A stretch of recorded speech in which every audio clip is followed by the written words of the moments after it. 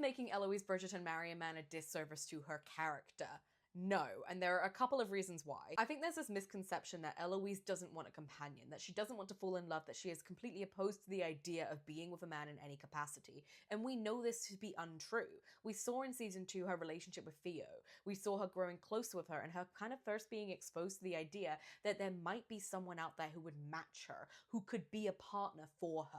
But there were other reasons why this didn't work. Eloise is a highly, highly intelligent character. She is aware of the society she is in. She is aware of the rules and regulations that kind of bind her within the society, and she doesn't like them. She doesn't agree with them, but she's also aware that she is just one person and not capable of kind of breaking out of it herself. At least not with risking herself and her family. Eloise does want a companion. We have seen her time and time again try and get close with someone one-on-one. She wants a partner in crime. She wants to be with that one person who understands her more than anyone. It doesn't have to be a man. Oftentimes it has been a woman, but it was Theo in season 2. I think that Eloise is more opposed to the idea of being a man's property and also engaging in the marriage mart as she knows it, because that is heinous to her. That is something that she doesn't want to engage in. She doesn't want to engage in pointless courting, talking about dresses and things that she doesn't care about. Anytime that she has attempted to even bring up ideas that she does care about, she is immediately kind of like mocked or teased or just tossed aside. That makes her realize that this marriage mart, this whole idea, isn't for her. She isn't opposed to the idea of a companion. She is opposed to the idea of marriage within the society and the ton that she lives in, which I think is a big reason why she ends up with the character that she does, and why the way they've created her character in Bridgerton the show makes sense, even more so for fleshing out her character for her season.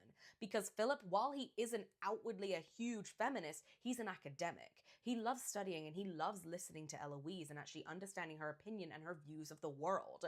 It doesn't go really much further than that in the books, but the show has made it so that there's a capacity and a possibility for Philip to really engage with Eloise intellectually on a more political level, because they match each other in a curiosity way. And I've seen a lot of people opposed to the fact that Philip and Eloise would get together, because Philip isn't a feminist, he's a botanist, all he cares about is plants, whereas Eloise cares about politics, and therefore they don't match. And I would question whether you are friends with people who all have the exact same interests as you, because I do think that that does get boring. In my life, there are so many people with different interests, and that makes for engaging and interesting conversation. Eloise is a more theoretical person. She wants to study politics. She wants to go like, oh, what if this happens? What if this happens?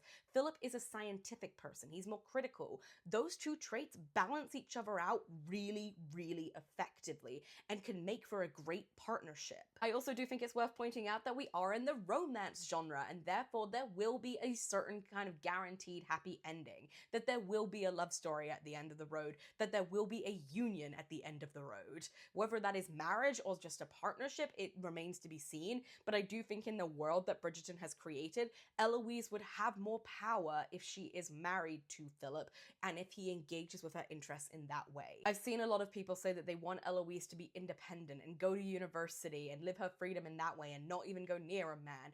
And I would argue that women, while they were going to university, it was so far and few between. Eloise is the type of woman in society who would be allowed to, or even considered, and even then it was so slim, but then she would have to have the backing of her family, and her mother, as we are quite aware, might not be backing this, at least until Eloise has really given the marriage mart a proper try, and by that point she would be way too old. What could help in Eloise's favor in this scenario is if she had a husband, a well-respected husband who was backing her as well as her family. That would help her get into university. That would help her be able to pursue her academic pursuits. And I have seen a lot of people that say that they don't want this for Eloise, that it's just another story of a woman having to deal with a man to get what she wants. And I understand the frustrations with that, but that is looking at it through a modern lens. Whereas this society is historical. It is fluid historical fiction because it is a fantastical show, but the world that they have created does have a set of rules that actually reflect what historical society was like. Eloise does not have a lot of power as a woman. That has been very established for all of the women throughout the entire show. There are rules that the narrative kind of has to go by in order for it to kind of make sense as a show. I also think that on the flip side, it's not the best message to be teaching, that if you want to pursue academic pursuits, that on the flip side, you won't really want to get married either. That there is kind of only like one option for a woman. Is it like you want to be academic and you want to study and you want to be independent, or do you want to fall in love and get married?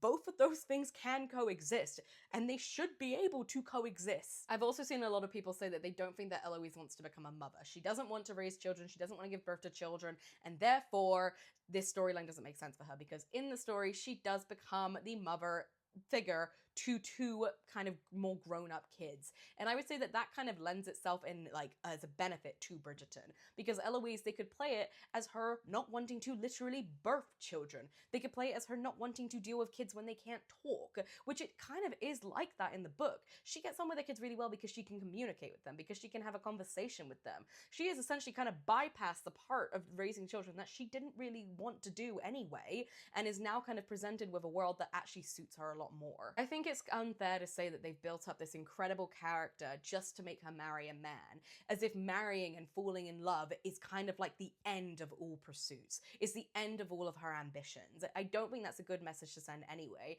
and I also don't think it's one that they would send in a romance show when the one requirement is that there's going to be a union at the end. There are a lot of avenues that Bridgerton can take that will allow Eloise to continue her independence and continue her academic pursuits and continue her political pursuits without reducing her to just a wife and to just a mother.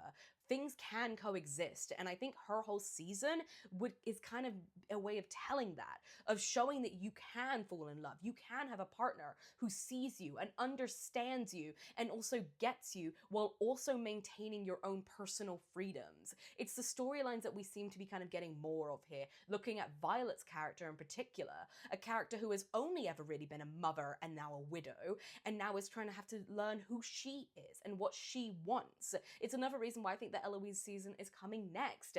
It lends itself to the idea that there are things that can coexist for women. You can be a career woman and you can fall in love and get married and have a family. They can coexist, and I think Eloise's character is a great one to showcase that. In summation, it's not that Eloise doesn't ever want to get married, it's more that she craves a companion and a partner in crime and someone who understands her, but she doesn't see a world in which that can coexist with her ambitions and her dreams.